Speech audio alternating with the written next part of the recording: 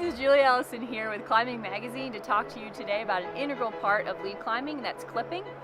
Here's a pretty typical quick draw. Notice how both beaner's gates are oriented in the same direction. This is the safest way to set up your quick draw.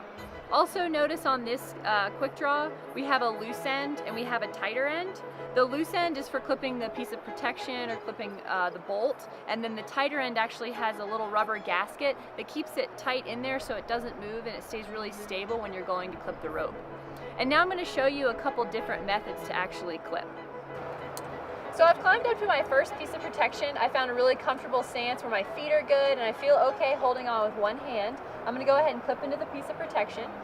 So this climb heads up generally left, so I'm going to want to face my gates away from that. So when I clip in, I have my gates facing right. That's so that when the rope runs up and left where I'm headed, it actually runs over the spine and not the gate of the carabiner. So now we're going to clip the rope in.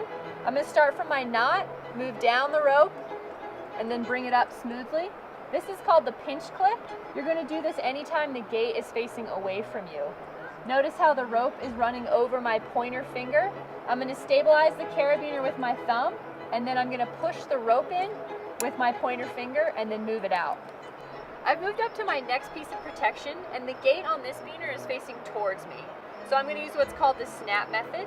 Starts the same way. Start from your knot, move down the rope, pull it up, and then I'm actually going to take the rope between my pointer finger and my thumb. I'm going to stabilize the beaner with my middle finger, and then with my thumb I'm going to push it through the gate. And that's the snap method. One hazard to watch out for while you're clipping is something called Z-clipping. That happens whenever you have two pieces of protection that are really close to each other, whether it's traditional protection like this or bolts.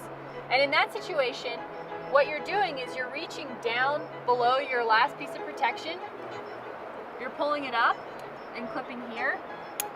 And notice how if I were to keep climbing, it creates this Z in the rope. It's really dangerous and you really need to watch out for it. So the other hazard is something called back clipping. And the way that happens is I'm coming up and let's say I clip into this piece. Notice how my rope is facing the rock.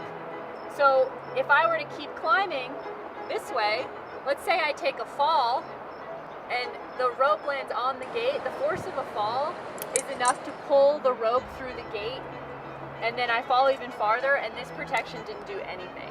So that's back clipping.